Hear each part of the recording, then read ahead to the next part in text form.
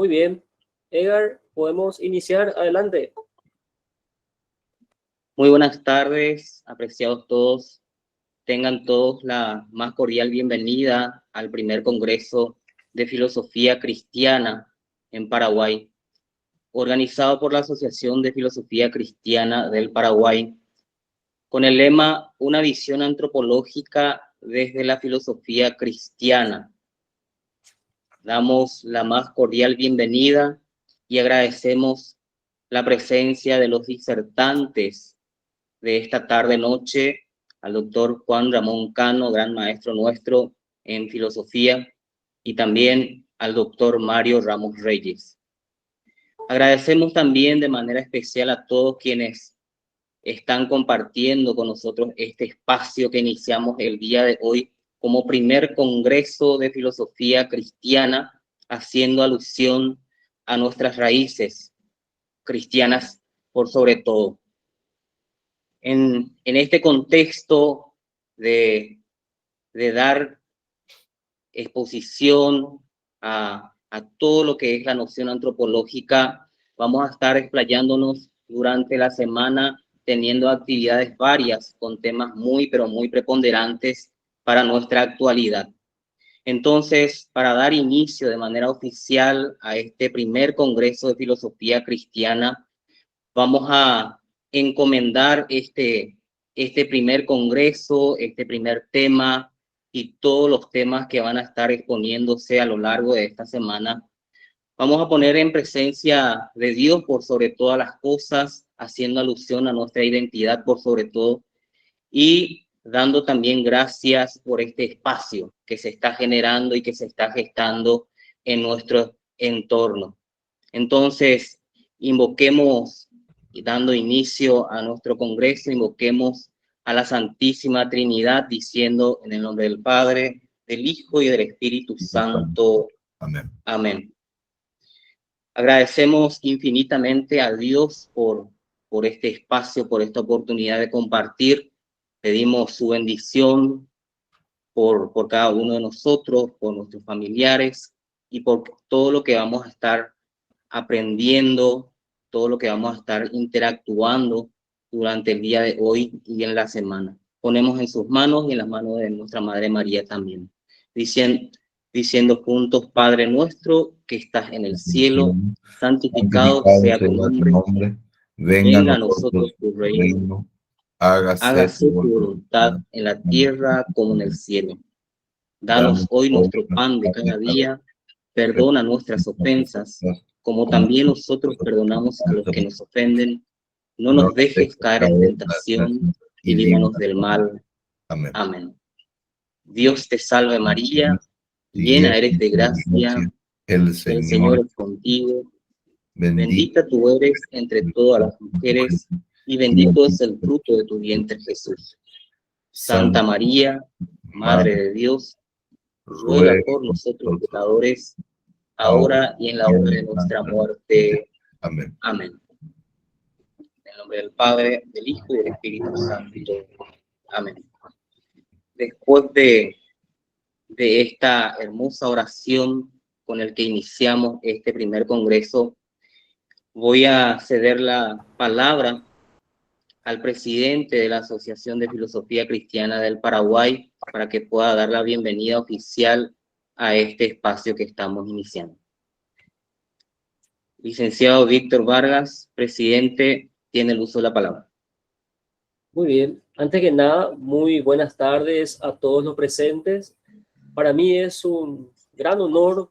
Estoy bastante contento. Desde la Asociación de Filosofía Cristiana queremos compartir con cada uno de ustedes nuestra alegría.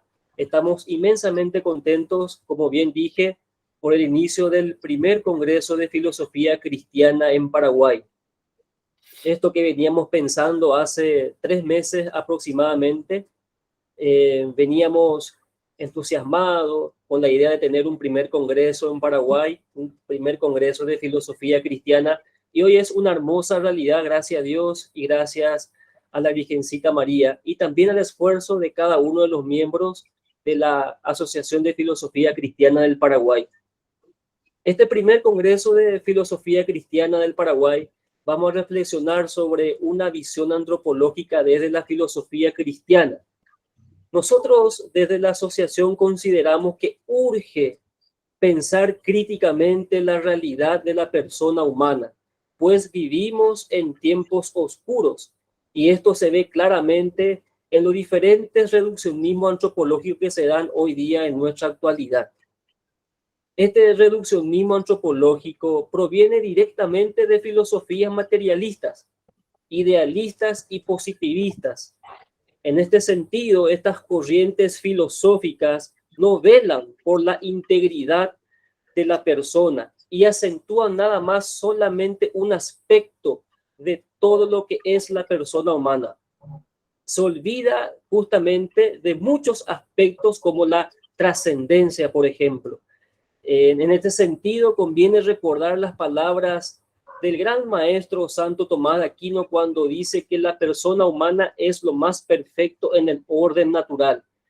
Entonces, por eso nosotros creemos que la filosofía cristiana tiene las herramientas necesarias para fomentar un sano humanismo, un humanismo integral, con palabra de Jacques Maritain. También queremos nosotros darle las gracias a cada uno de ustedes, a los profesores que van a estar acompañándonos con sus diferentes temas para poder abordar el tema de la persona.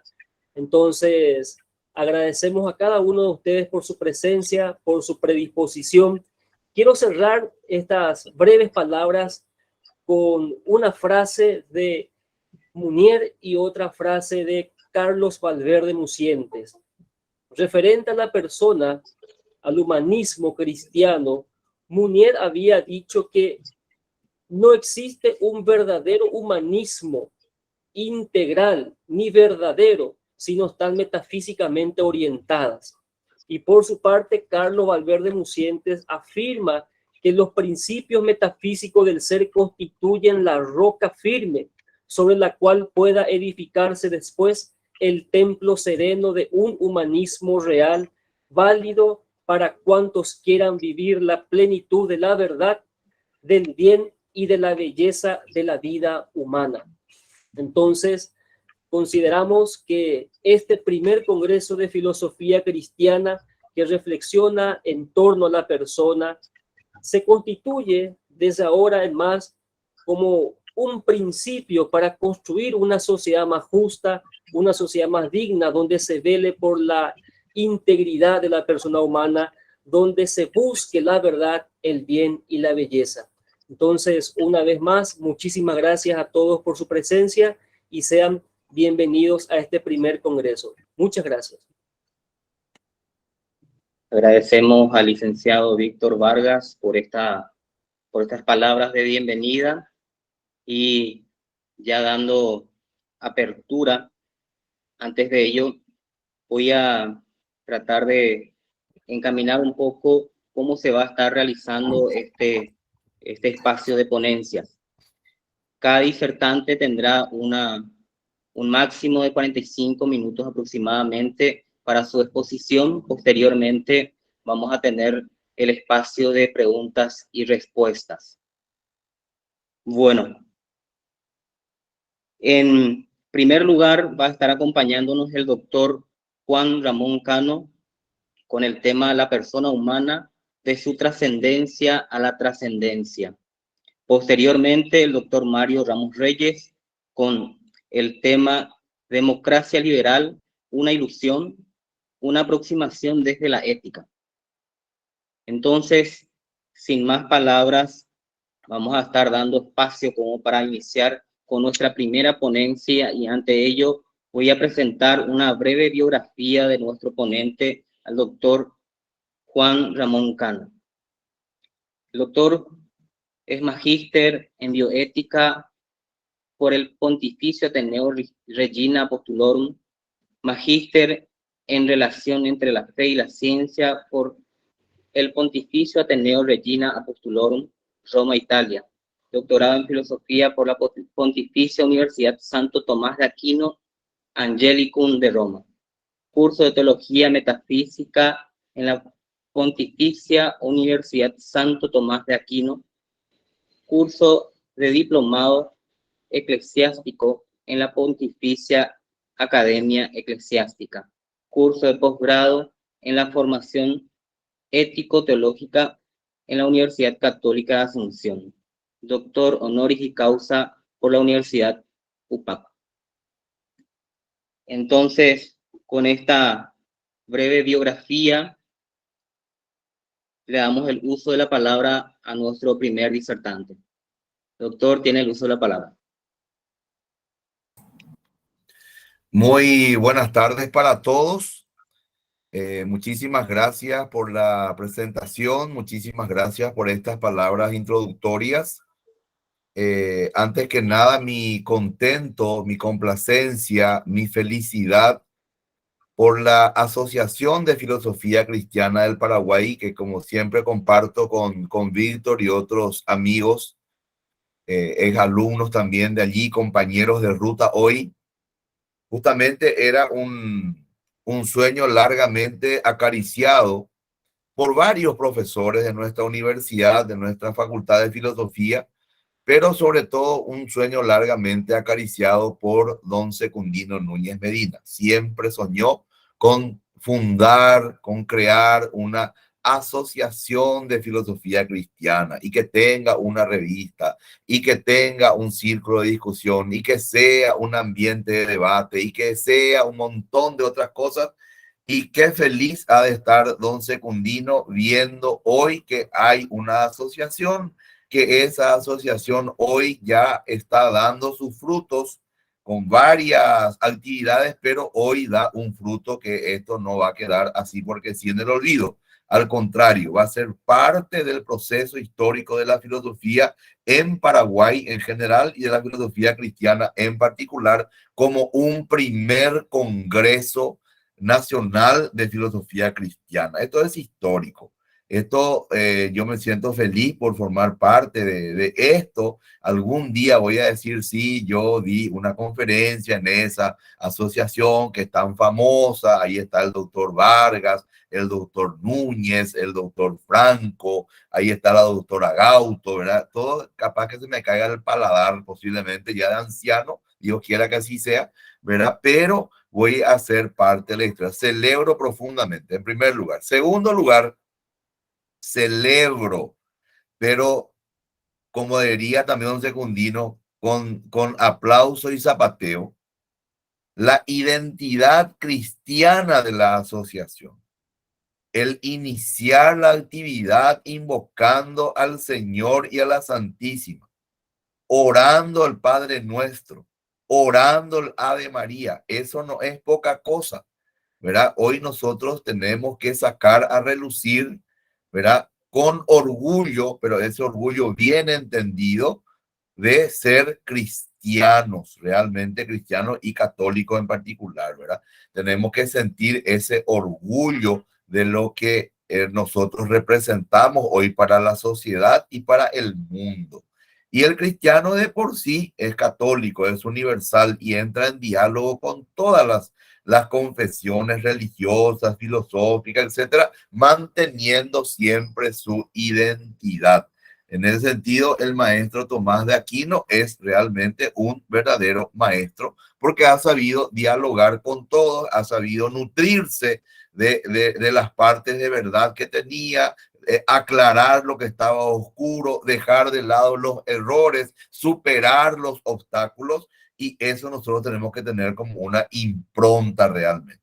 Estoy realmente muy, pero muy feliz de participar con ustedes en este primer congreso de filosofía cristiana en el Paraguay, que hace falta realmente una reflexión seria.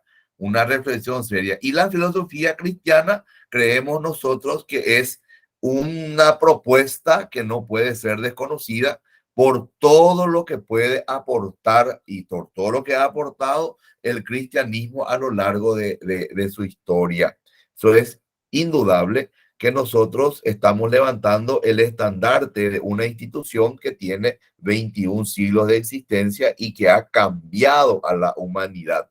ya me habrán escuchado 3000 veces decir que la única gran revolución que toda la humanidad ha sufrido a lo largo de su historia es la revolución cristiana, ¿verdad? No hay otra revolución tan profunda como la del cristianismo que ha cambiado todo el paradigma del hombre, del mundo, de Dios, la sociedad, el Estado, la mujer, la vida, un montón de cosas. Prácticamente la humanidad ha sido ya diferente a partir de ese momento.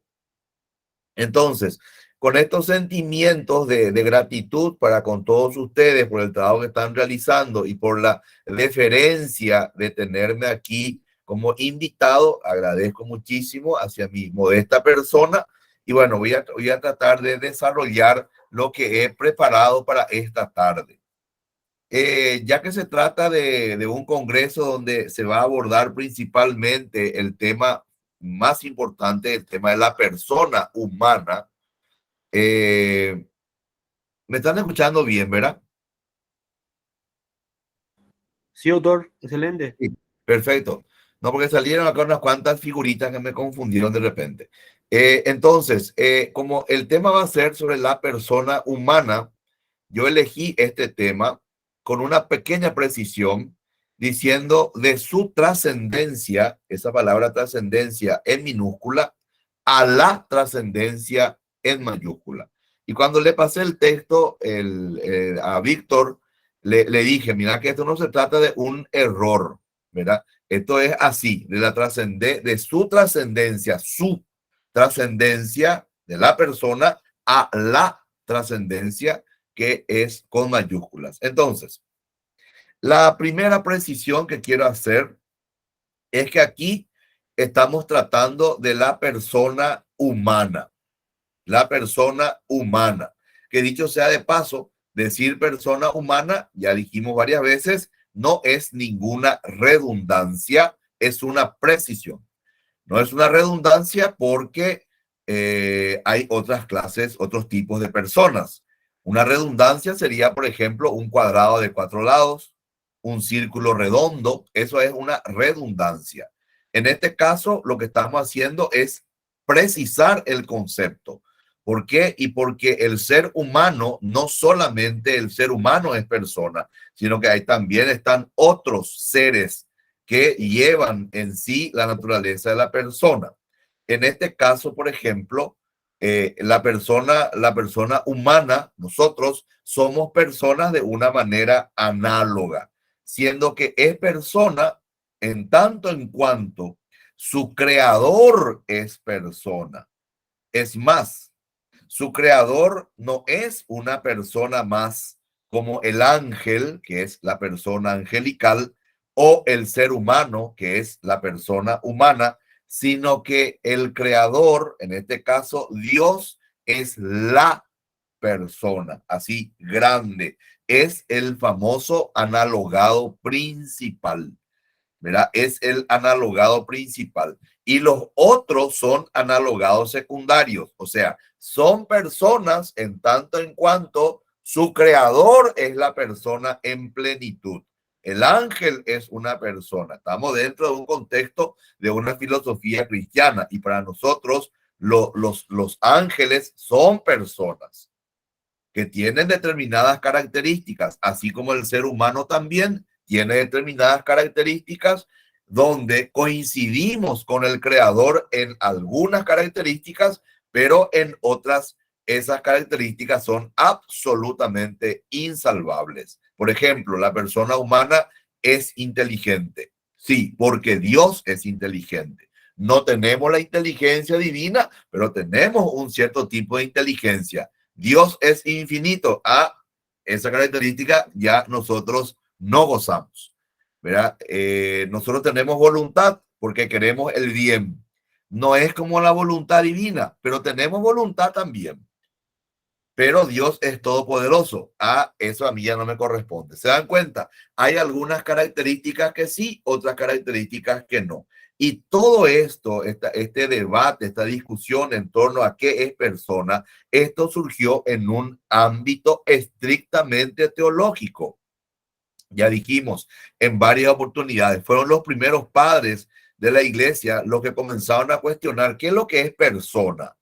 ¿Qué es lo que es persona? Estamos hablando acá tres personas distintas, un solo Dios verdadero. ¿Qué es lo que es persona? De ese debate entonces se dan cuenta que Dios es la persona por excelencia, pero otros seres también son personas, pero de una manera análoga. De ahí viene el tema de imagen y semejanza, no igualdad.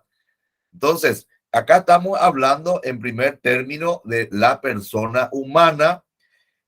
Todo ser que goza de la categoría de persona, el ser humano, el ángel, es gracias a que son un reflejo en cierto sentido del ser personal de su creador, del ser personal de Dios. Somos personas porque nosotros reflejamos el ser de Dios. Así de sencillo. La segunda precisión que quiero hacer a partir del título: la trascendencia, con minúscula, como dije recién, se refiere a la persona humana. Ella, la persona, tiene su trascendencia propia. Es parte de su naturaleza. ¿Qué es parte de su naturaleza? El querer trascender. ¿Y qué significa en este caso trascender? Es superar, es rebasar lo que tiene ahí enfrente, es irse mucho más, es tratar de avanzar siempre y va quemando las etapas de ese rebasamiento permanente, de esa trascendencia, y apunta directamente a la trascendencia con mayúsculas. Es Dios. Ese es el tránsito natural. Ese es su objetivo natural, su fin natural. La persona humana quiere ser, digamos, toda persona humana, independientemente de su credo, independientemente de su ideología política, de su raza, de su género o lo que sea, por el hecho de ser persona humana, todo su ser prácticamente tiene hambre de esa trascendencia con mayúsculas. En algunos esa tendencia es obvia, es consciente, en otras no tanto, en otras es rechazada, en otras es dejada de lado, en otras personas es denostada, ¿verdad? Esa tendencia, pero la tendencia está, te guste o no te guste, ¿verdad? Te guste o no te guste, porque esa es tu estructura natural. Pero, entre paréntesis, uno puede decir, bueno, pero si es mi estructura natural, ¿por qué de repente como que yo cierro ese camino natural de mi trascendencia a apuntar a la trascendencia absoluta? Y porque somos libres. Ahí entra el tema de la libertad. Ahí entra el tema de la libertad. Entonces, perfecto. Nosotros tenemos esa tendencia, ¿verdad? Pero uno es libre de cultivarla o no cultivarla. Uno es libre de seguir eso o no seguirla. Entonces, desde ese punto de vista, hay que tener en cuenta eso, ¿verdad? Que nuestra naturaleza es un caminar permanente hacia el ser con mayúsculas.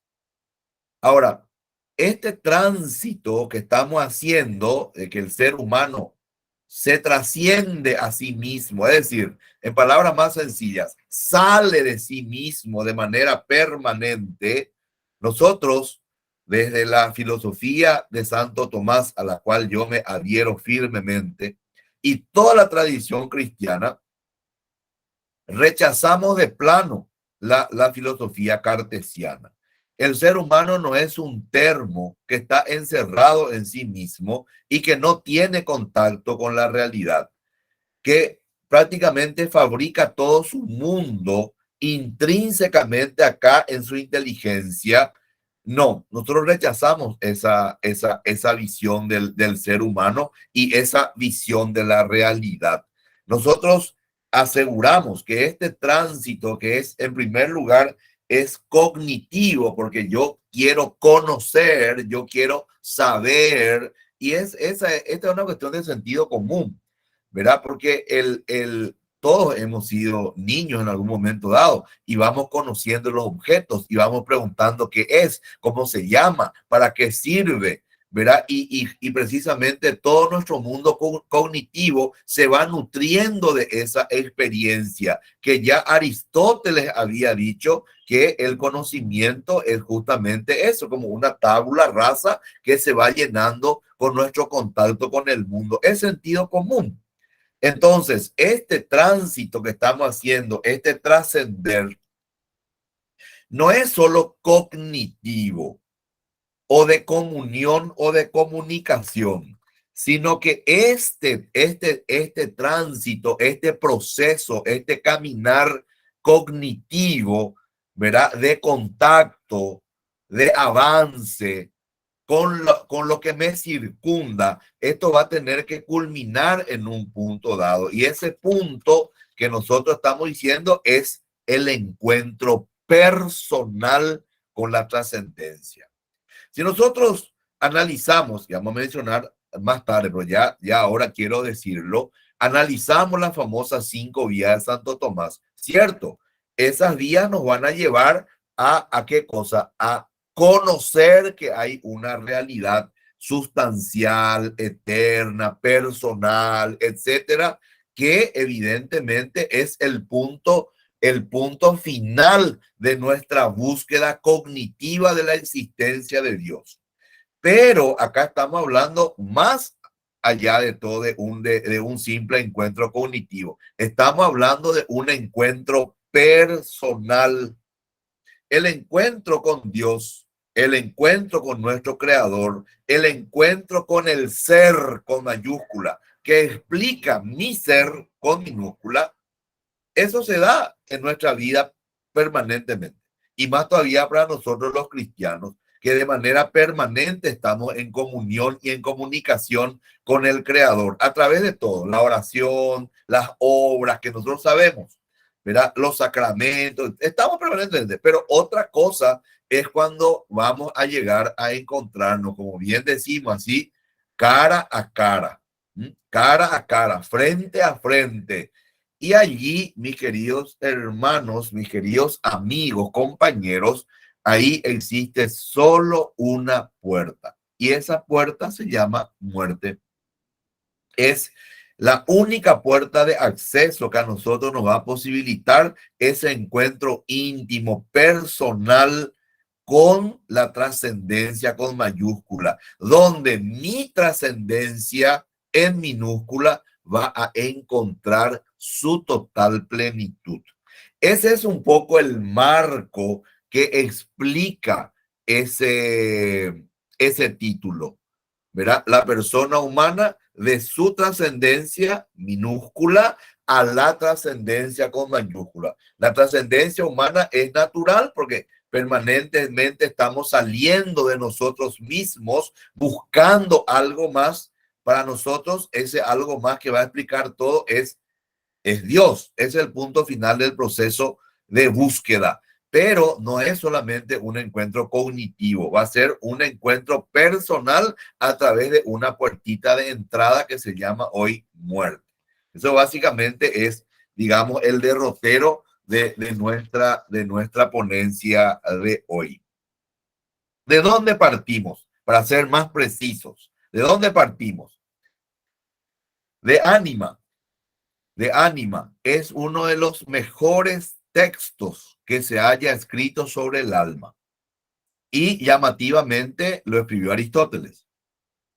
También sabemos que Aristóteles no es un materialista, así como hoy podemos, por ejemplo, decir de un Marx, de un Feuerbach, ¿verdad? No, Aristóteles no cae en ese burdo materialismo porque Aristóteles sabe que existe una realidad un poco superior a la materia. No tiene una concepción del espíritu como nosotros sí hemos desarrollado a partir de la vivencia cristiana. Pero él sabe íntimamente que la materia no es todo. Hace un esfuerzo muy grande para explicarnos eso. No puede nomás. No puede irse más adelante este genio, realmente un genio, ¿verdad? Pero hace un esfuerzo, pero no puede. ¿Por qué? Porque le falta algo para que le lleve a poner la frutillita sobre la torta. Pero hace el esfuerzo. Y De Ánima es uno de los mejores textos que se haya escrito sobre la problemática del alma. En el 431 B21, que es la sigla que se utiliza para identificar el texto, ahí hay una famosa frase muy utilizada que dice: el alma es, en cierto modo, todas las cosas. Siempre me viene a la mente la enseñanza del maestro Secundino. Él decía siempre: hay que leer el texto a punta de lápiz, palabra por palabra, decía así en su clase, ¿verdad? Porque decía el autor no es que puso nomás ahí la palabra porque le pareció una palabra simpática. Estamos hablando de autores serios, ¿verdad? No van a poner ahí una palabra porque le pareció una palabra simpática, elegante, ¿verdad? No, por algo puso la palabra, decía don Secundino. Y en este caso se cumple exactamente eso. Si yo dijese, el alma es todas las cosas. Pues yo digo, ¿cómo el alma va a hacer todas las cosas? Si yo tengo mi alma espiritual que forma parte de mi naturaleza, pero yo no soy esta computadora. Yo no soy esta mesa sobre la cual estoy apoyando mi computadorita. Yo no soy el papel que me está sirviendo acá de guía en la exposición. Yo no soy la toalla que está acá por el respaldero de la silla. Yo no soy acá el celular que está a mi derecha. ¿Me entienden? Yo no soy eso. ¿Y dónde está entonces la fuerza de esa frase? La fuerza de esa frase para justamente despejar esta incógnita es cuando dice: en cierto modo. Ahí está la explicación. Entonces ahí yo puedo decir, claro, yo no soy la computadora, pero la computadora está dentro mío como concepto, está dentro mío como imagen. Y yo tengo el concepto de lo que es una computadora porque yo atrapé la esencia de la computadora. Entonces yo veo esta computadora e identifico. Me voy ahí a un local, veo una computadora más grande, es una computadora. Tiene cualidades particulares y singulares, pero que no hacen a la esencia misma del ente. Yo sé cuál es la entidad de una computadora porque tengo justamente en mi mente la esencia. Entonces, cuando Aristóteles dice, el alma es, en cierto modo, todas las cosas, me está diciendo que la computadora forma parte de mi conocimiento, pero no en forma material, sino en una forma, digamos, espiritual, en una forma no material. Y así nosotros tenemos un montón de cosas en nuestra mente y evidentemente ninguna de esas cosas están físicamente en mi mente. Están de otra manera, conceptualmente. Entonces, para que esto se produzca, es absolutamente necesario que la persona humana contacte con su entorno, salga de sí a través de los sentidos y dialogue con las cosas. Aquí no se trata, quiero eso aclarar, subrayar, como decía el jefe mío muy simpático, no era un error, estaba convencido, decía en negrito, decía algo, no decía en negrita, en negrito, decía, ¿verdad? Aquí no se trata de percibir el mundo, de percibir el cosmos, de percibir el universo en la mente. No, nosotros no estamos con Descartes. Nosotros no estamos con Fichte, con Schelling, con Hegel, ¿verdad? Que reducen el universo a lo que nosotros tenemos en la mente y es la mente prácticamente la que genera la realidad. No. Esto es un proceso, voy a usar mucho la palabra proceso porque vamos de fase en fase, que se inicia con ese diálogo con la realidad circundante a través de los sentidos. Aristóteles tiene palabras elogiosísimas hacia los sentidos. ¿Por qué? Porque ese es el punto de partida de nuestro conocimiento y de nuestro contacto con la realidad. Se procesan todos los datos sensoriales y se obtiene el concepto abstracto gracias a la captación de la esencia. El intus legere, el intelecto, intus legere, leer dentro de las cosas. Nosotros vamos pasando, vamos dejando de lado, vamos rebasando las características singulares y particulares de los objetos y vamos a atrapar, vamos en búsqueda de aquello que hace que un perro sea un perro y no un florero. Ese es el proceso de la abstracción. Obviamente no vamos a entrar en detalle en este proceso, pero esto ya Sócrates también lo plantea muy bien cuando él le pregunta a su interlocutor. Ahí entre paréntesis un poco así para dejarlo en ridículo, por la ironía, la falsa humildad y bla, bla, bla, que es otro tema, ¿no? Decía, ¿y qué es la valentía? Y la valentía es atacar al enemigo sin retroceder. Ah, qué linda respuesta, general. Yo sabía que usted iba a dar esa respuesta. Qué fabuloso, qué fantástico. ¿Le puedo hacer una segunda pregunta? Sí, sí, sí, cómo no. El general estaba hinchado como un pavo real. ¿Por qué? Porque vio la respuesta en el clavo. ¿Qué es valentía? Atacar al enemigo sin retroceder. Y le dice a Sócrates, ¿qué pasa si por una cuestión de estrategia yo tengo que retroceder con mi ejército para atraer al ejército enemigo y caerle en una emboscada? Ese acto de estrategia de retroceder, entonces ya no es valentía, eso es cobardía. Ah, no, no, pero, y ya comenzó a enredarse hasta que admite que lo que él creía saber en realidad no sabía. ¿Por qué? Porque él conocía un ejemplo particular de lo que es valentía, pero esa no es la esencia de la valentía. Es lo mismo que aquí a una de las distinguidas damas que nos acompañan, ¿verdad? Uno le pregunta, por ejemplo, ¿qué es un perro? Y un perro es un animal blanco, hermoso, tierno. Ah, no, no, no, pero ese no es el perro. Ese es tu perro. Ese es tu perro. Ese no es el perro. ¿Por qué? Porque Víctor u otro compañero o el doctor de Mestral pueden tener un perro, un Doberman, que es grande, que no es blanco, que no es tan tierno, etcétera. Y ahí es perro. Entonces ahí está el tema.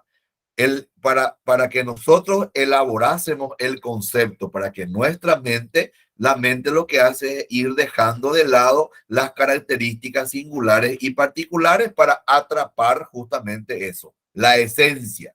La esencia es aquello común que hace que esos entes de la misma especie sean eso y no otra cosa. Entonces, en este caso, lo que nosotros hacemos es captamos el concepto, leemos dentro de las cosas, obviamente, y volvemos con este concepto a contemplar la realidad.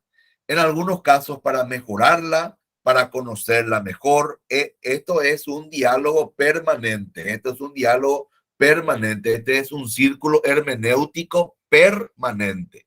No es una cosa unidireccional. Esto va, viene, va, viene, va, viene. El concepto de trascendencia, por eso, mis queridos amigos, se logra mediante la experiencia de que el hombre está en búsqueda de realidad. La persona no se contenta con esta realidad que encuentra acá, no se contenta.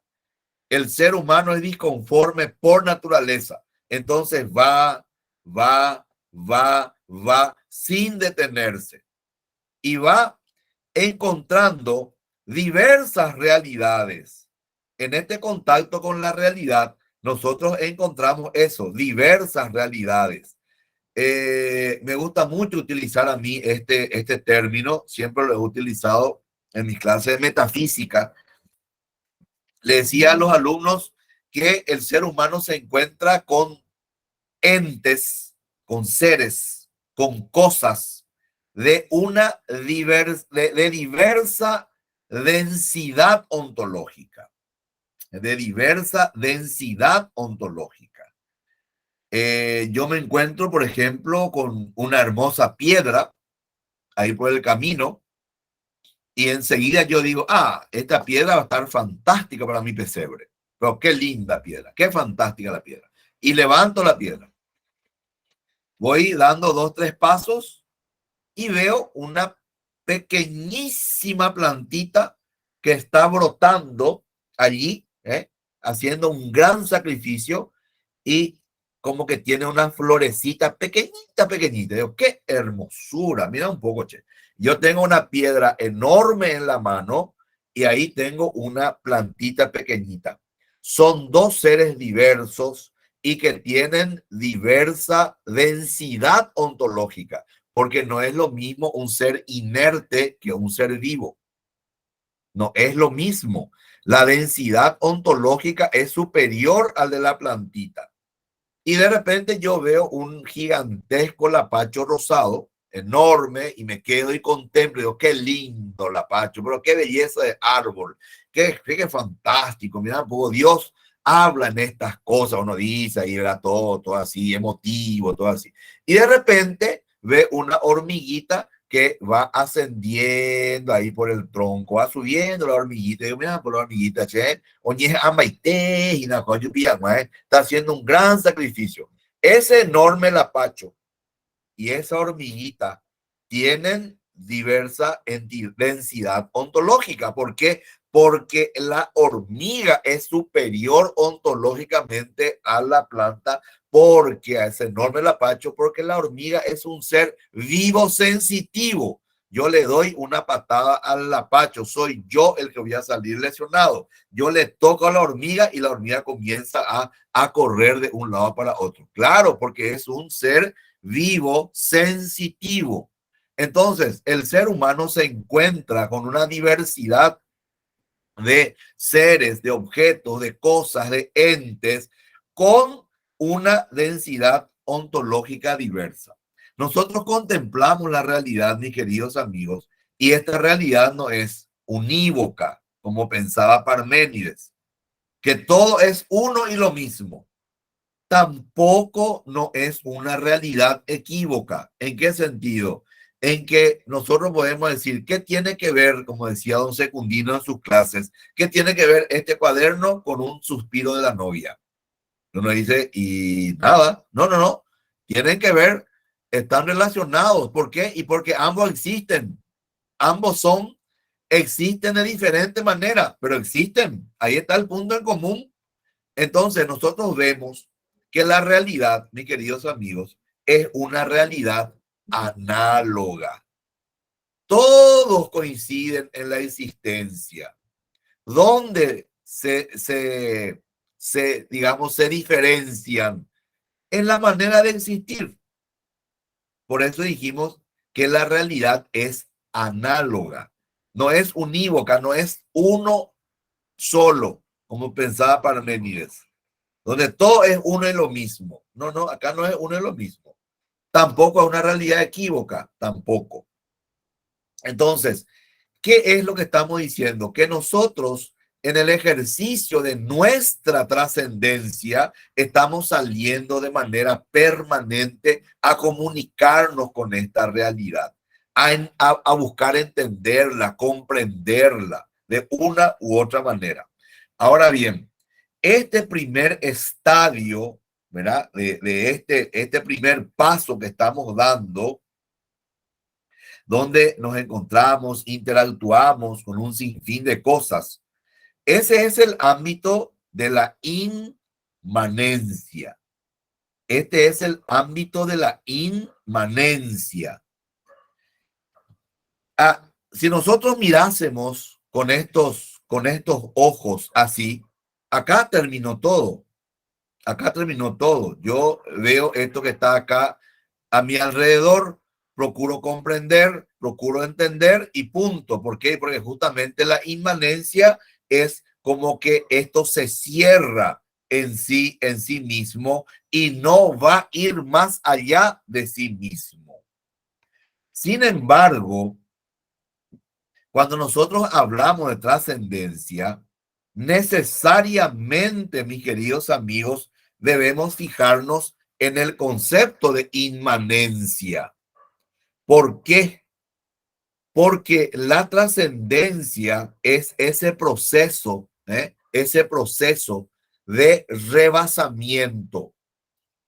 Uso mucho esa palabra porque es una palabra muy significativa. Es rebasar, es pasar, es sobrepasar, es ir más allá. Entonces, en ese proceso permanente de rebasamiento, hacemos una referencia retrospectiva.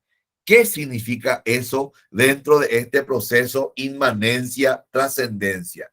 Nosotros partimos de esta inmanencia, no nos quedamos conformes, no nos quedamos conformes. Algo falta aquí, algo explicativo falta acá. Yo tengo que ir más allá, ir más allá, ir más allá. Y cada vez que yo llego a un punto, yo hago una retrospectiva, por lo que dijimos hace rato. Es decir, hacemos un círculo hermenéutico. Yo regreso para comprender mejor todavía lo que fui superando. Voy más adelante, vuelvo otra vez para ver cómo está eso y voy mejorando, ¿verdad? Paréntesis. Por eso es que, aunque más adelante voy a hacer mención, pero es por eso que para un Marx, por ejemplo, la trascendencia no es lo que nosotros estamos pensando de ir rebasar, paz, llegar al ente absoluto. Para Marx va a ser mejorar la sociedad humana. ¿Se dan cuenta? Comprenderla y mejorarla. No se trata solo de comprender el mundo, sino de transformar, dice Marx. Bueno, exactamente. Ese es su concepto de trascendencia para él. Para él. Pero siempre está ese concepto de transformación. Nosotros también, a medida que nosotros conocemos mejor la realidad, a medida que nosotros vamos rebasando más y más, entonces vamos a volver sobre nuestros pasos y vamos a conocernos todavía mejor. Vamos a ver enseguida en qué sentido. Este proceso que yo estoy diciendo ahora de rebasamiento, de ir, de progresar, tiene una tiene una fuerte impronta, un sello gnoseológico, conocimiento. Sin embargo, mis queridos amigos, el intus legere, el intelecto, rebasa, supera, trasciende el ente que está acá a mi alrededor y va directamente hacia aquello que hace que el ente sea, que el ente exista. Es lo que nosotros conocemos como el ser. Y obviamente va encontrando explicaciones en la esfera de la inmanencia. Nosotros aquí ya encontramos explicaciones, ¿verdad? ¿Quién fabricó esta computadora? Y esto lo habrá hecho un técnico, un genio. ¿Y quién hizo el celular? Y un técnico. Y la toalla, y bueno, la toalla la hizo así, del algodón, se va a la fábrica, sabemos el proceso. Tratamos de comprender. 5 días Santo Tomás, vamos, ¿y quién le hizo? ¿Y quién le hizo? ¿Quién le hizo? ¿Quién le hizo? Paz, llegamos allá al final del proceso de que había sido Dios, es la causa explicativa de todo. La causa causarum, la causa de las causas. Ahora, esto de ir pasando y de llegar a ese subsisten, ¿verdad? Al famoso ser que existe desde sí mismo y por sí mismo y que explica todo. Ahí ya no estamos solamente en el ámbito gnoseológico, del conocimiento. Ahí estamos ya en un ámbito metafísico. O, como diría Martin Heidegger, ahí ya estamos en un ámbito de la ontoteología. De la ontoteología. ¿Por qué? Y porque ese ser que explica todo no es solamente una entidad metafísica, no es solamente una entidad, una cosa metafísica, no, es una persona, es Dios. Por eso dice Heidegger, es una ontoteología. Refiriéndose a esta palabra, la utilizó hacia los primeros filósofos griegos. O sea, no es una creencia de Heidegger. Heidegger usó esta palabra porque decía que los griegos no hacían solamente ontología o metafísica. Ellos hacían una ontoteología porque el último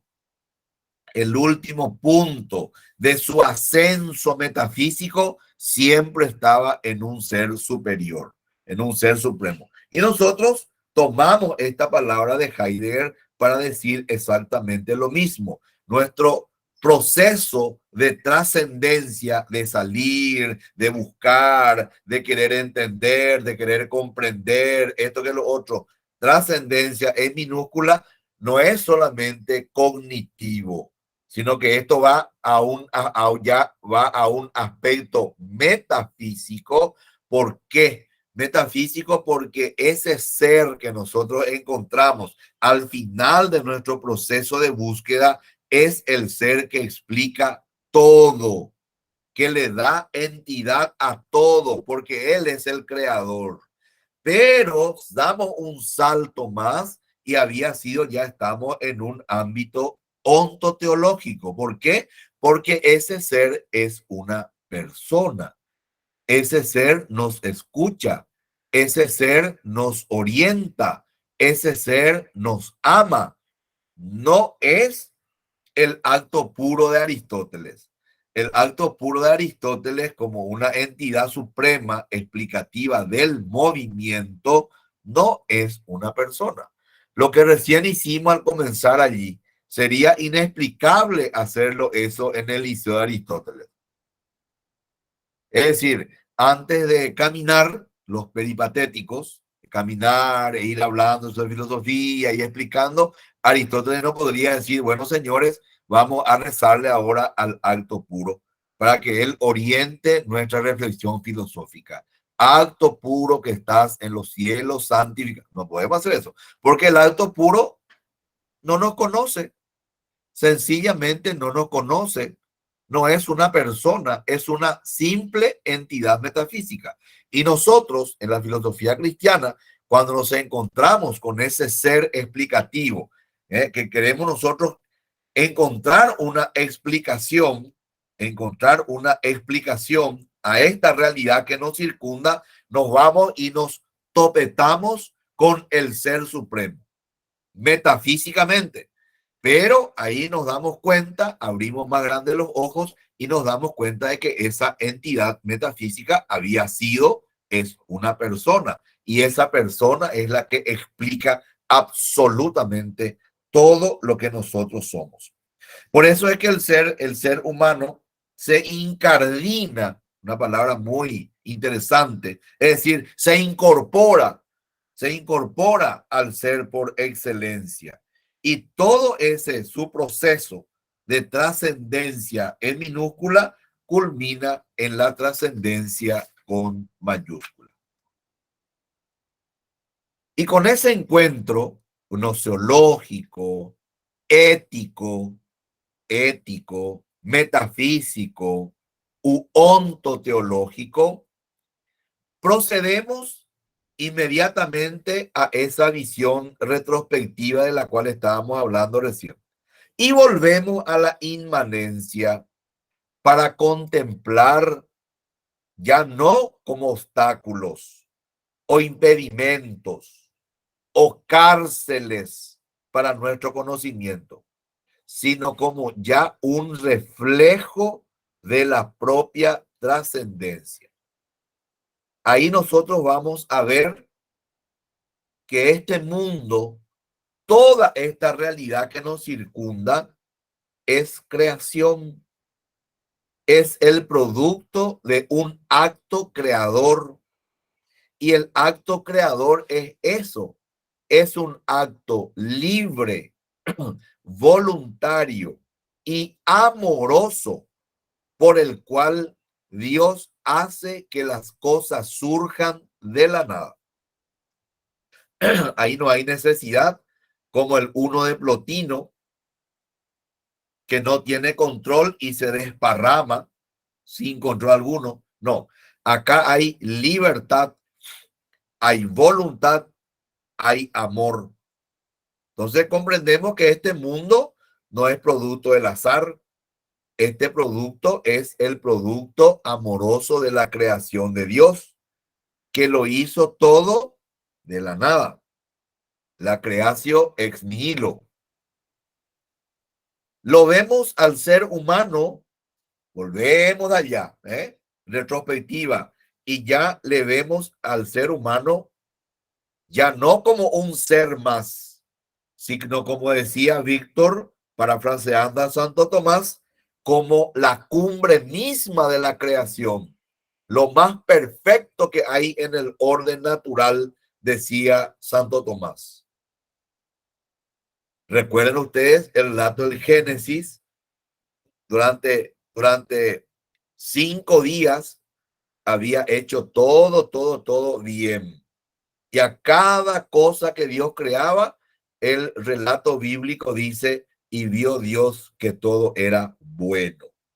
Hasta que le crea al ser humano y se incorpora una palabrita de 3 letras, nada más, pero que hace radicalmente a la diferencia.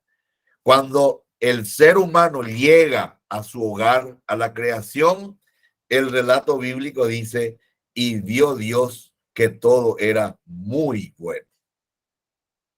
Desde un inicio, el ser humano se presenta como el culmen de la creación. Entonces ya de nuestro viaje cognitivo, metafísico, ontoteológico, al encuentro ya con el ser que explica todo, volvemos aquí a la inmanencia y el mundo es una creación. El hombre es la culminación, es imagen y semejanza de su creador, es una persona, no es un ser más. Y todo esto nos conduce a recapacitar sobre la imagen que tenemos de Dios. Como dijimos recién, Dios no es el alto puro aristotélico. Dios no es una idea perfecta de Platón. Dios es una persona. Es una persona que tiene las características plenas de lo que es persona. Recuerden lo que dijimos al inicio. Dios es la persona por excelencia, con todas sus características y que algunas comparten con nosotros. Otras son exclusivas y excluyentes de la persona divina. Entonces, todo nuestro panorama cambia radicalmente con respecto a la realidad luego de nuestra vuelta retrospectiva para contemplar lo que es nuestro punto de partida. De aquí partimos, aquí volvimos y ya vemos con un ojo diferente. ¿Qué le hace capaz al hombre, a la persona humana, de trascenderse a sí misma y de poseer esa apertura a la trascendencia, al absoluto? La respuesta es muy sencilla, la realidad es muy complicada. Su propia condición ontológica. Eso es lo que le hace capaz al hombre, a nosotros, de trascendernos a nosotros mismos, de tener esta apertura a toda la realidad, porque eso es inagotable. Por eso es que podemos conocer cada día más y más y más y más. El alma es, en cierto modo, todas las cosas. Justamente porque nuestra estructura metafísica o nuestra estructura ontológica es esa. Nosotros somos un ser corpóreo espiritual. Corpóreo guión espiritual. Y ese guión no es de guión de separación, es una unidad indisoluble. Y acá voy a repetir textualmente las palabras del maestro Secundino Núñez cuando él nos explicaba cómo se da esa unión indisoluble de alma espiritual y cuerpo material en la persona humana. Y decía siempre don Secundino, no hay en la vida humana una sola actividad puramente espiritual o una actividad puramente material, sino que todo acto es acto de la persona en su totalidad, como tal, como un ser corpóreo espiritual, así íntimamente unidos. Yo no puedo entrar a una iglesia y me voy a ir a orar y digo yo, bueno, yo voy a orar la oración más bella por excelencia, el Santo Rosario. Ah, qué belleza, qué belleza. Entonces acá voy a entrar en la iglesia y le voy a dejar a mi cuerpo en la entrada, porque esta es una acción puramente espiritual. No puedo hacerlo. De igual manera, yo no puedo hacer, si la gente acá me invita y me dice, che, profe, vamos a hacer una caminata, luego vamos al gimnasio, hacer 2, 3 cositas por ahí, ejercitar nuestro cuerpo, etcétera. Ah, bueno, sí, vamos. Permiso. Hay un placar para las almas, porque esta es una actividad puramente material. Acá no entra mi alma. No se puede hacer eso. Por eso decía don Secundino, no hay una sola actividad corporal o espiritual, sino que es la persona en su totalidad. La frase es la siguiente, como diría don Secundino siempre, atención, el cuerpo es, en cierto sentido, el alma corporeizada y el alma es, en cierto sentido, el cuerpo espiritualizado. Vaya frase, ¿eh? El cuerpo es, en cierto sentido, el cuerpo, este es nuestro cuerpo material, que se están escuchando ustedes, cuerpo material, dice, es el alma corporizada. Y el alma, que forma parte de nuestra estructura, es, en cierto sentido, el propio cuerpo, pero espiritualizado. Entonces, la unión es total y absoluta. Y esta nuestra característica es la que nos permite a nosotros tener esta apertura a la realidad y esta sed de absoluto, de trascendernos y buscar la trascendencia en ese ser absoluto.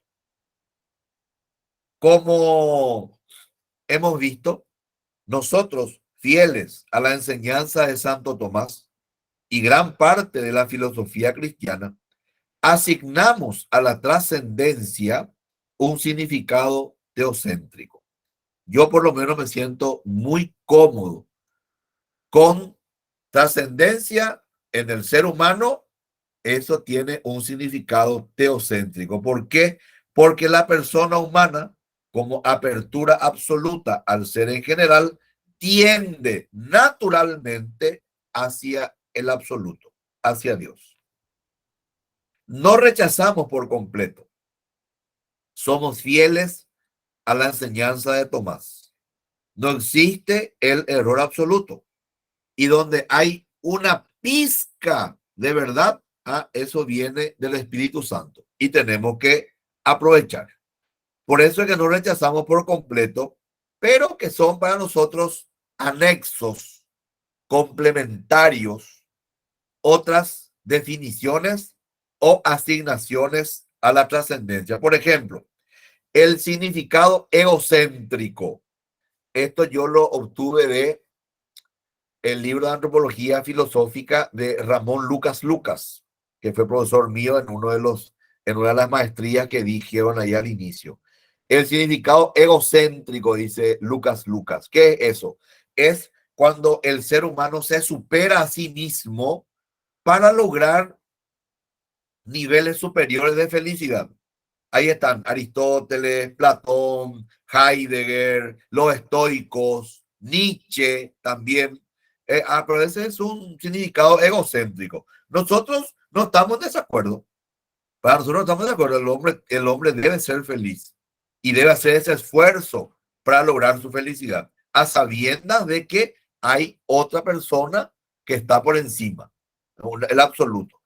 Pero no despreciamos, obviamente, tampoco despreciamos el significado filantrópico de trascendencia, que es perfeccionar la comunidad. Como le dije recién, Marx estaría allí. Es una dimensión social.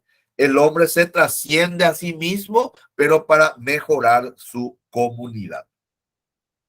Y para concluir, el encuentro pleno y total, personal con Dios, cognitivo, metafísico, ontoteológico, bajamos de vuelta, analizamos, vamos subiendo de vuelta, así estamos permanentemente, pero como les dije al inicio, este encuentro personal, pleno, total de la trascendencia personal en minúscula al encuentro de la trascendencia con mayúscula va a ser a través de la muerte.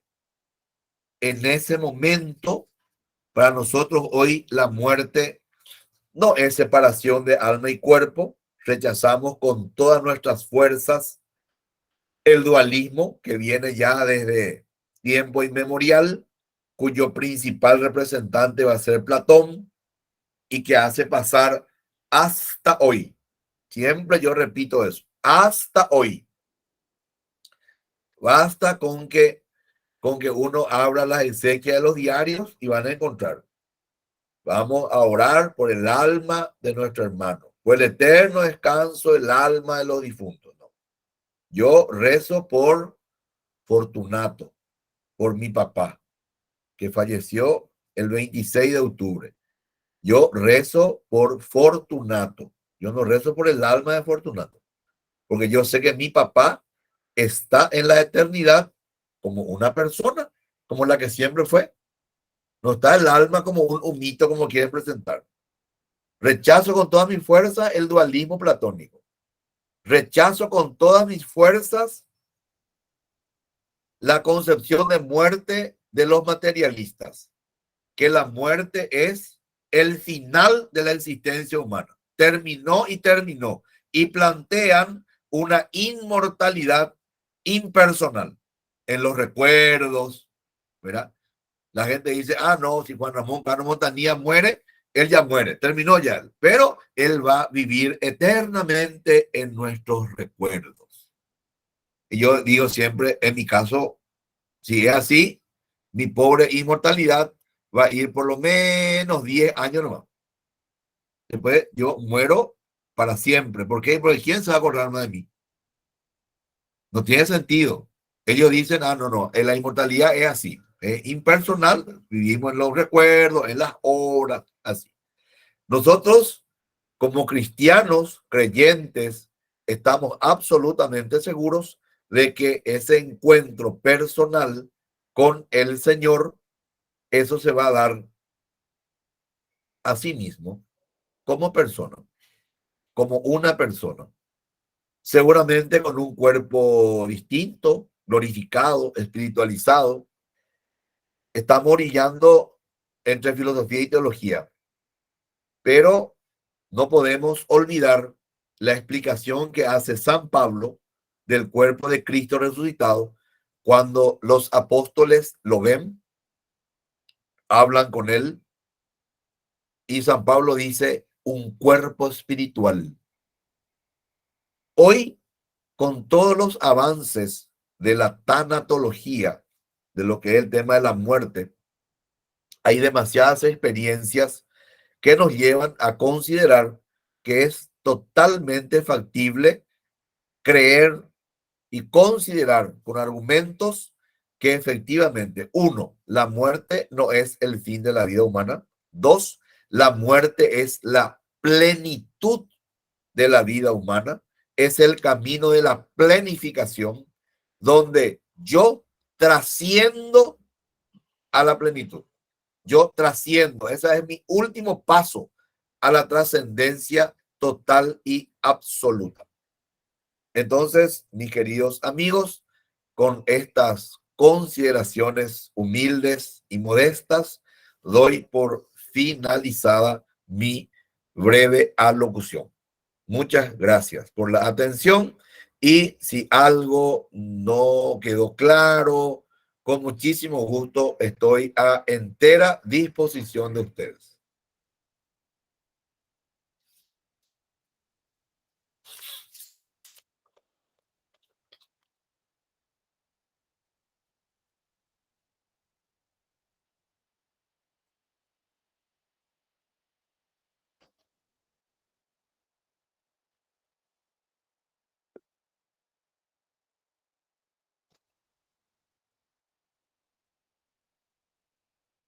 Buenas tardes. ¿Se puede hablar directamente o cómo hacemos, profesor? Muy bien, muy bien.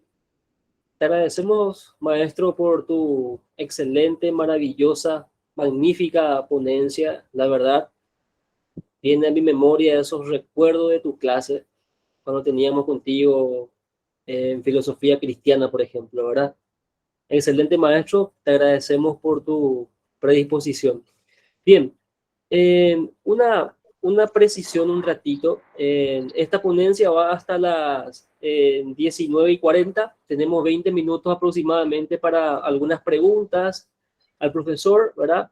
Y pedimos encarecidamente que la pregunta sea concisa, ¿verdad? Para que la mayor posible de personas puedan participar del espacio de las preguntas, ¿verdad?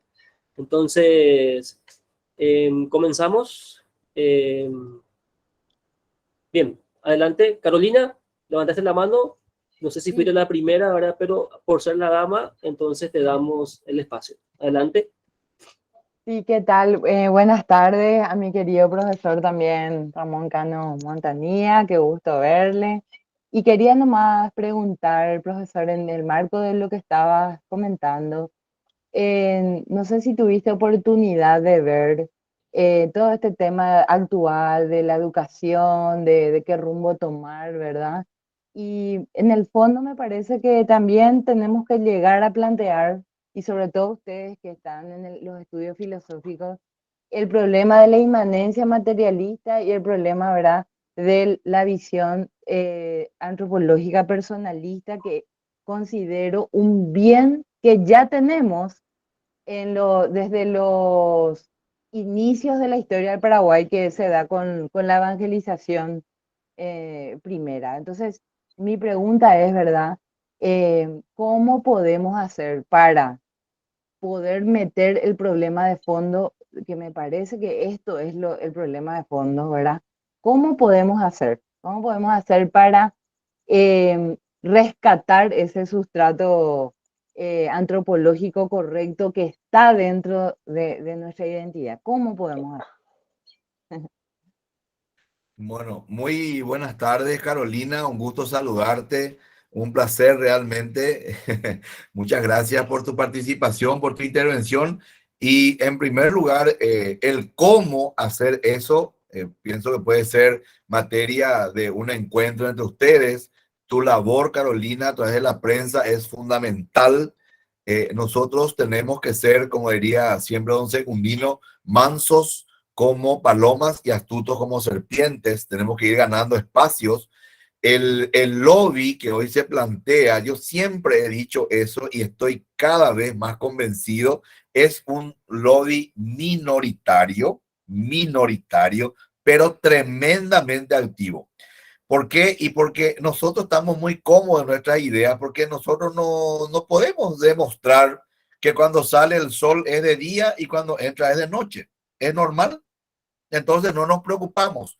La persona que nos quiere convencer de que cuando sale el sol es de noche y cuando entra es de día es la que tiene que hacer el esfuerzo. Entonces van a ocupar los lugares estratégicos con fuerza, con dinero, con esto.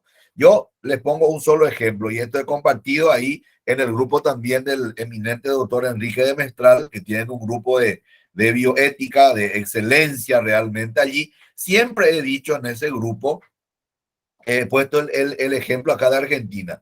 En la Argentina hace poco salió que el 0,01% de la población está en estos URI. Después el resto no quiere saber nada. El año antes de la pandemia, que fue en el 20, yo fui a San Bernardo, una ciudad veraniega acá cerca, pequeña ciudad, muy linda. Y hay una vía peatonal que a la tardecita noche la gente va, tipo la palmeada de antes, recorre, va, viene. En 22 días que he estado allí, no he visto una pareja homosexual. Una. Todo el mundo, parejas de un varón, una mujer, 2 hijos, 3 hijos, la abuela, el abuelo, en familia. Y eso se ve acá a lo largo y a lo ancho. Entonces, la fuerza de ellos está justamente en los medios, en los métodos, Carolina, que ellos explotan muy bien, van entrando por todos lados y nos embarullan con todo, ¿verdad? Eso por un lado. O sea, que sería bueno que nos unamos en el cómo, ¿verdad? Cómo ir entrando las estrategias. Por otro lado, y con esto termino para no extenderme, siempre he dicho, porque he participado en varios encuentros con docentes y uno le pregunta, bueno, ¿quién es el objeto y sujeto del proceso educativo? El ser humano. Bueno, ¿qué es el ser humano para vos? ¿Cuál es es un ser racional, libre,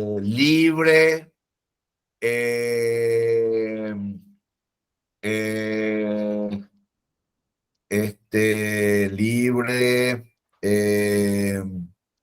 tiene voluntad, dice alguno ya más refinadito ya. Ah, sí. A la gran flauta, pero y Boria Juez te digo la pora, nació pobre de tu ser humano. El ser humano por lo bajo tiene 40 características. Por lo bajo, 40.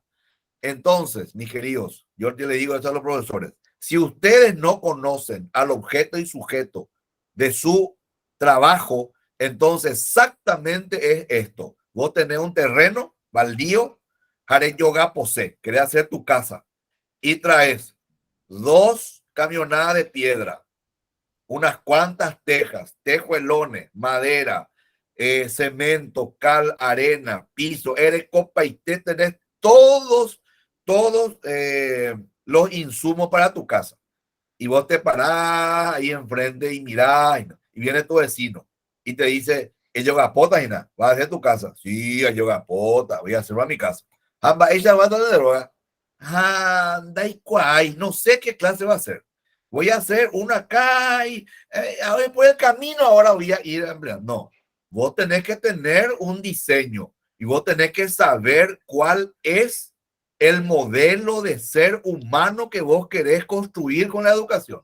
Porque si vos no sabes, entonces nos vamos exactamente como ese pobre hombre que tiene todos los materiales, pero no tiene el diseño. Vos le tenés ahí a 35 estudiantes en tu clase y vos no sabés qué vas a hacer. Vos le metés la memoria. Sí, pero la educación también es higiene. Ahí está el doctor, nos puede explicar bien. Se van con hambre, con cebollí, no pueden pensar, condenado al cretinismo muchos de ellos porque fueron mal alimentados, un montón de cosas que la gente no tiene en cuenta. ¿Por qué? Porque nuestra visión antropológica o es pobre o no existe luego. Entonces, los planes educativos se hacen sin tener una concepción antropológica que es absolutamente necesaria para construir la educación, la economía, la política, la religión.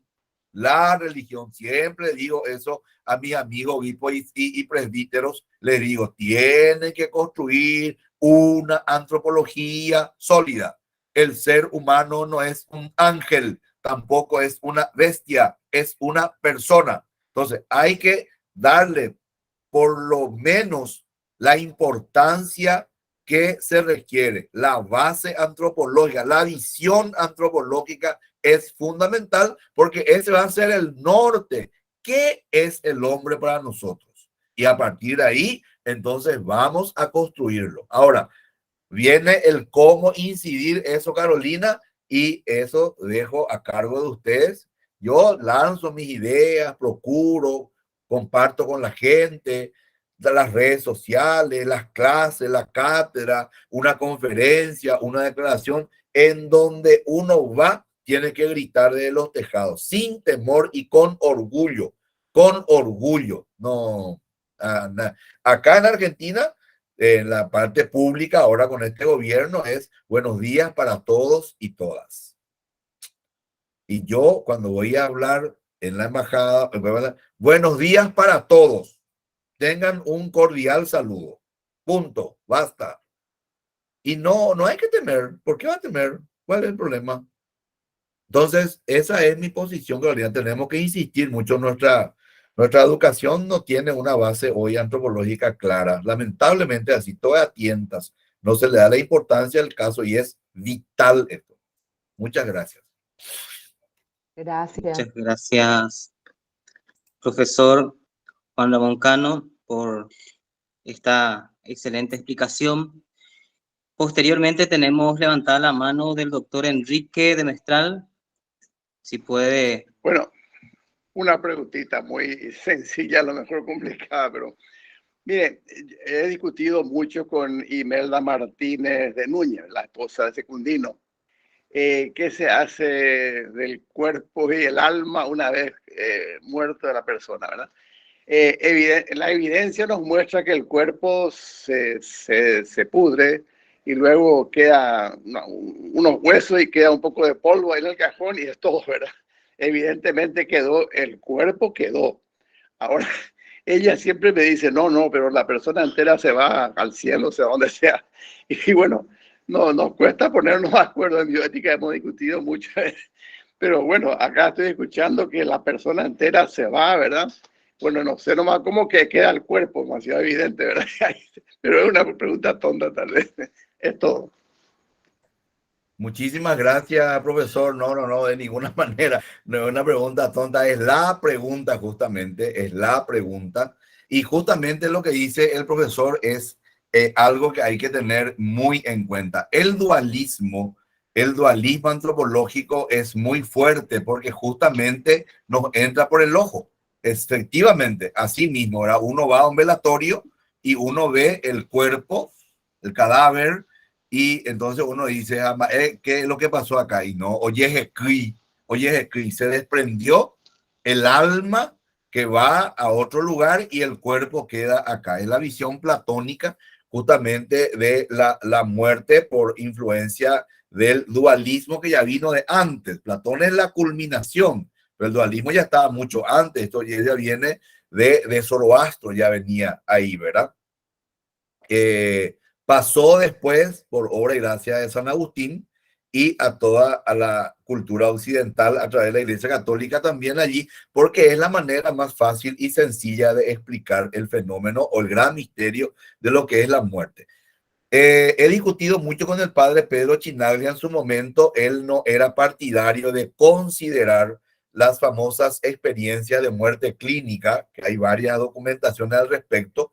El padre no estaba de acuerdo con eso, me decía, esas son cuestiones psicológicas de la persona, esto que lo otro. Yo disiento con el padre y le digo, no es una verdad así dogmática, pero es un elemento a considerar a considerar como una ayuda que nos vaya aclarando un poco algo de este gran misterio, de esa experiencia que la gente tiene, esa gente que sufrió muerte clínica y se siente ella misma.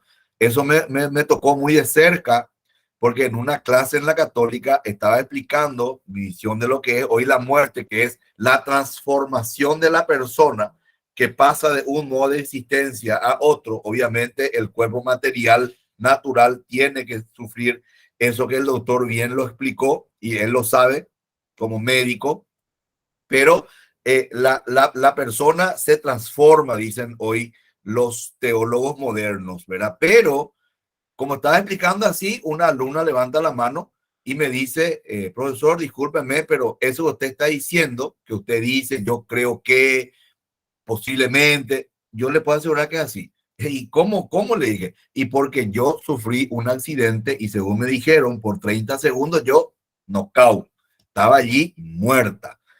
Y para mí fue una eternidad, pues yo contó toda su experiencia. Fue creo que la única vez que la clase permaneció totalmente en silencio, ¿verdad? Escuchando la experiencia de la persona. Pero es un esfuerzo que uno hace ante un gran misterio, como dice el eminente doctor. No es una cosa fácil y no es una pregunta tonta, es la pregunta realmente, es un gran misterio. Yo me adhiero, me ascribo hoy a la visión que tienen estos teólogos, en realidad teólogos muy modernos.